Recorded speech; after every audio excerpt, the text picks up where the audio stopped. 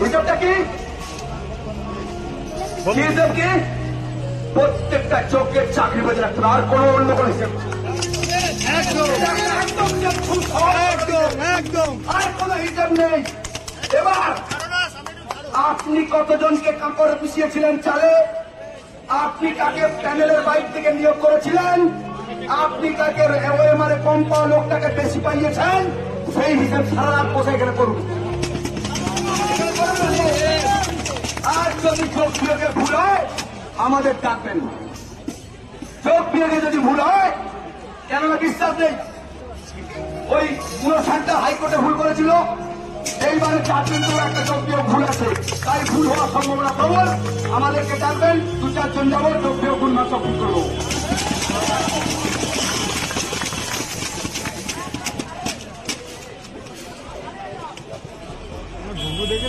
কোনদিন স্কুলের পরীক্ষায় টুকলি করলাম না। আজ থেকে আমারটা বলে দিই, অনেকগুলো বছর, প্রায় 22-23-12 বেশি হবে। মা আমার দই দিয়েছি, কোনদিন এক কথা টুকলি দেখে লিখলাম না। আপনি আমাকে অযোগ্য অযোগ্য প্রমাণ করছেন না? অযোগ্য আমি, হ্যাঁ অযোগ্য। আর যারা যারা জনগণের সেবা করার নাম নিয়ে জনগণের টাকা মেরে খায় তারা যোগ্য। চোর আছে, চোর আছে। আর সেই আধিকারিকদের বলি, যারা বিভিন্ন অফিসে গেলে টাকা ছাড়া কাজ করে না তারা যোগ্য। আমি শুধু আমার বেতনের বিনিময়ে এই প্রফেশনটাকে ভালোবাসি বলে স্কুলের পেশাটাকে বেছে নিয়েছি। অন্য চাকরির অপশন ছিল, অনেকের কাছে ছিল, আমার দোষ হয়ে গেছে। দোষ করে যদি ব্যাংকের চাকরি ছেড়ে এসছে স্কুলের চাকরি করবে বলে, পুলিশের চাকরি ছেড়ে এসছে স্কুলের চাকরি হবে, এসআই এর চাকরি ছেড়ে এসছে স্কুলের মাস্টার হবে বলে, জয়েন্ট মিডিয়ার চাকরি ছেড়ে এসছে টিচার হবে, টিচার হবে বলে। আর হঠাৎ করে আপনার ওই স্কুল সার্ভিস কমিশনের নামটা কি দিয়েছেন? আচার্য। আচার্য সদন মানে জানেন? আচার্য সদনের আচার্য সদনের মানে জানেন? আচরণের মধ্যে দিয়ে শিক্ষা। আচার্য চৌর্য সদন। আরে এই চোরের শাস্তি কি? আচরণ সদাচরণটা খুললি, ওই নাম পরিবর্তন করে দিল। ওইখানে আচার্য, এই শব্দ আচার্য সদন, ওটা চোরের সদন। আচার্য সদন কখনো হতে পারে না। কেন? আচার্য কথাটা আমাদের মতো সব যোগ্য শিক্ষকদের জন্য, তোদের জন্য নয়। আমরাই আমাদের জীবন নিয়ে সব শিক্ষাটা বাচ্চাদের মধ্যে, ছাত্রছাত্রীদের মধ্যে দিই। তোরা কি দিয়েছিস? একটা চুরি করলি 5,000, কত এই সংখ্যাটা বলো? 5,303। এই বাস্তুবুক জানে না, এই আধিকারিকরা জানে না, জানে না, মধ্য শিক্ষা পরিষদ জানে না। আলিপুরের চিড়িয়াখানার বাঘের সিংহের বাচ্চা হলেও যার অনুপ্রেরণায় লাগে মানতে হবে। আপনি ভুল করছেন। পরিষ্কার করে বলি, পরিষ্কার করে বলি, পরিষ্কার করে বলি, পরিষ্কার করে বলি, মানুন না মানুন, মানুন না মানুন, কোন রাজনৈতিক কথা বলছি না, কিন্তু জীবন জীবিকায় টান করলে, আমার আত্মসম্মানে আঘাত লাগলে রাজনীতি কেন তার দ্বারা পৌঁছাবো না।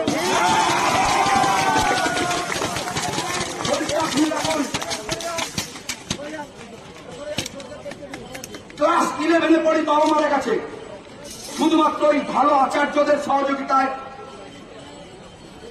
এমএসসি পাস করেছি, পরীক্ষা দিয়ে চাকরি পেয়েছি। আপনি আমাকে এখন ষড়যন্ত্র করে অযোগ্য প্রমাণ করবেন? মেনে নিতে হবে।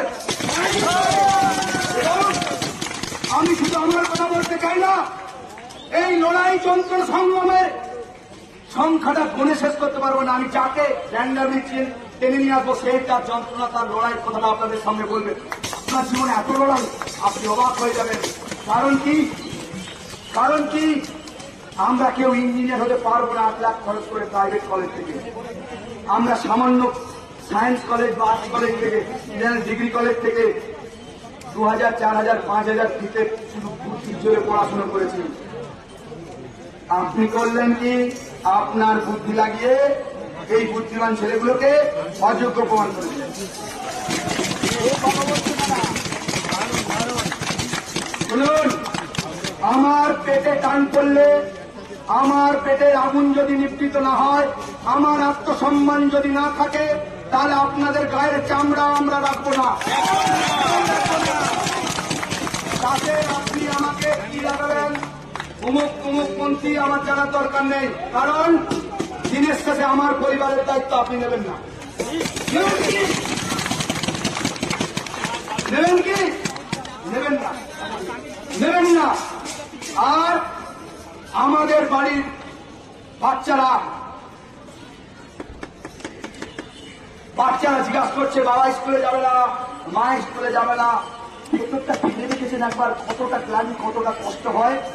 অপদার্থের দল, অপদার্থ সরকার, অপদার্থ শিক্ষামন্ত্রী, যে কিনা বলে চাকরি কে পাবে সেটা আমরা দেখবো, যারা পার্টি হয়ে ঘুরবে তাদেরকে তো চাকরি দেবো। হ্যাঁ, আপনি নাকি যোগ্য মন্ত্রী, প্লিজ বাড়িতে পুলিশ পাঠাবেন না, বাড়িতে পুলিশ পাঠাবেন না। কেন? ওইগুলো এখন আর আমরা ভয় করছি। কেস দেবেন না প্লিজ। আমার চাকরি যদি না থাকে 2-4টা কেস, সেটা আমার কোনো অসুবিধা নেই।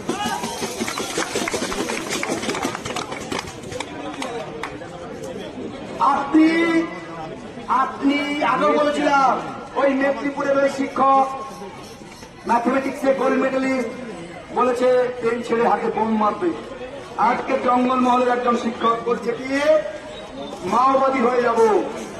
উত্তরবঙ্গের শিক্ষক বলছে কি অস্ত্র হাতে করে নেব। এই দায় কে নেবে?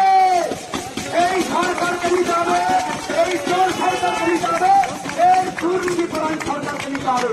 হ্যাঁ, প্লিজ বি কোয়াইট। কি বলছে? বলে নাকি আমি নাকি কাঠ চুরি করেছি। আরে বাবা, আপনি কাঠ চুরি করতে যাবেন কেন? আপনি তো চাকরি চুরি করেছেন। আপনি কাঠ চুরি করবেন কেন? আরে পশ্চিমবাংলায় ওই গাছপালা অনেক আছে, নিম, শিশু, অসত্য সব গাছই আছে। আপনার আমাদের কারোরই চুরি করতে হবে না। কিন্তু আপনার লোকটা তো কাঠে নয়, এই যে টাকা কামিনী কাঞ্চন। এই কামিনী কাঞ্চন কতটা শ্রীরামকৃষ্ণতে বলে গেল। ওনারই পত্নী ছিল কে? ওনার পত্নী ছিল মা সারদা। উনি একটা কথা বলেছিলেন, আমি শখেরও মা, আমি অসতেরও মা, আর আপনি মা, আপনি সাধুরও মা। হতে পারে দিন আর রাত একসঙ্গে হতে পারে, সাদা কালো একসঙ্গে হতে পারে, আপনি চর সাধু একসঙ্গে হতে পারে। আপনাকে একটা পক্ষ নিতেই হবে, আপনাকে একটা পক্ষ নিতে হবে। এটা কোনো ব্যক্তি আক্রমণের জন্য নয়। আমি আমার জ্বালা থেকে বলছি, যখন আমাকে আমার জিজ্ঞাসা করে বাবা তুমি স্কুলে যাবে না, সেই অপমান থেকে এই কথাগুলো বলছি। এখানে পুলিশ প্রশাসনেরও অনেক আধিকারিক আছে, ওনারা একবার হাত দিয়ে বলুন তো, ওনার মেয়ে যদি ওনাকে এই সকালবেলা এই কথা জিজ্ঞাসা করে, ওনাকে বরখাস্ত হওয়ার পর যে বাবা তুমি কি ডিউটিতে যাবে না, ওনার বুঝে কেমন লাগবে? আমার দরকার নেই, আমার রাজনীতি করার দরকার নেই, শিক্ষকদের রাজনীতি করার লাগে না। এমনিতেই আপনারা আমাকে 50% সরকারি কর্মচারী করে রেখেছেন। কেন? আধা সরকারি। কেন? আমাদেরকে দিয়ে রাজনীতি করাবেন বলে। পুরোপুরি গভর্নমেন্ট করেননি, আগের সরকারের অবদান।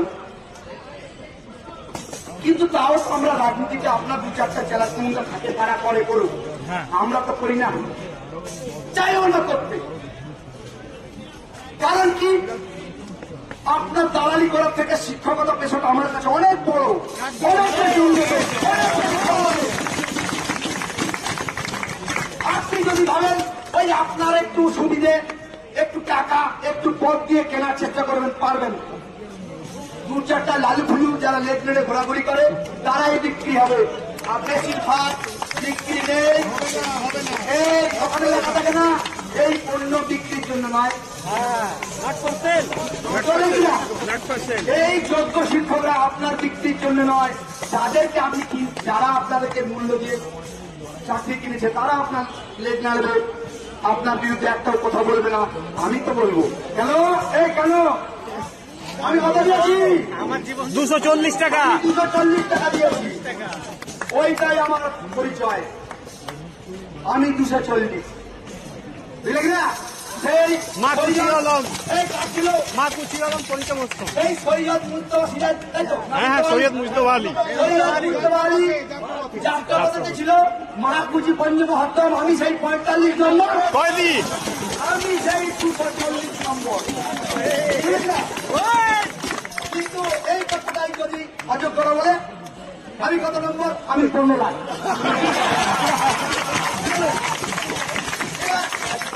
এবার কারো ক্ষেত্রে সংখ্যাগত একটু কম বেশি হতে পারে, ওটা আমি ক্ষমা করবে। কেউ 14 দিয়েছে, কেউ 12 দিয়েছে। ওরা নাকি এখন নিজেদেরকে ওই কন্ডাক্টর, আমি ফিজিক্সের লোক তো, কন্ডাক্টর, ইনসুলেটর, সেমি কন্ডাক্টর নিয়ে কারবার, ওরা এখন নিজেদের বলে সুপার কন্ডাক্টর বলে। মানে অতি যোগ্য, তো আমাদের থেকেও বেশি কন্ডাক্টর, তার উপরে সুপার কন্ডাক্টর, মানে অতি যোগ্য। নামদাবাজি পেয়েছো, টাকা দিয়ে চাকরি কেনার সময় মনে ছিল না?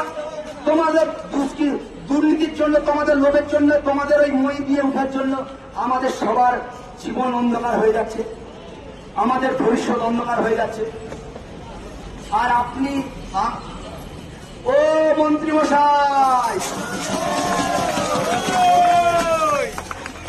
আমাদের সঙ্গে দেখা করার সময় হয় না, আপনাকে নাকি দরখাস্ত দিতে হবে। আর ওই 15 লাখ ওদের কোনো দরকার পড়ে না, কেন ওরা তো আপনার মায়ের পেটের ভাই হয়। আমরা কি কি বলছিলাম? ছাগলের 3 নম্বর বাচ্চা। কেন কেন 3 নম্বর? ওই যে 240, ওই 240-এর জন্য আমরা ছাগলের 3 নম্বর, আর ওই 15 লাখের জন্য ওরা শহর হয়, মানে এখন মান্যবাজি পেয়েছো, প্রিমিয়াম কাস্টমার। 35, 40, 45 বছর বয়স হয়েছে, এখন বলছে পরীক্ষা দিতে হবে। হ্যাঁ, তোমরা রাগ করো না, তোমরা প্লিজ